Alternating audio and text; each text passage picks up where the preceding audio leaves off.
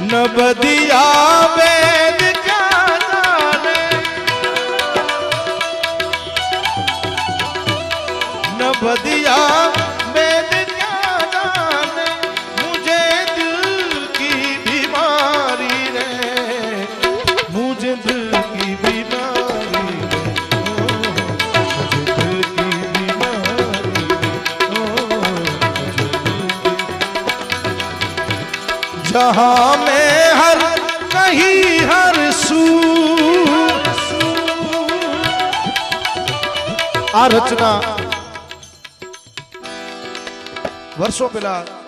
4 થી 5 વર્ષ પહેલા મહાશિવરાત્રી ઉપર યોગેશ્વરી બાપુની બાપુ યાદ કરી હતી મને કે 17 વર્ષ સુધી જેને આ જગ્યામાં ભજન કર્યા પણ આજે આપણી વચ્ચે તો એ નથી જ પણ એના ભજન રૂપી કાયમી આપણી વચ્ચે રહેવાના છે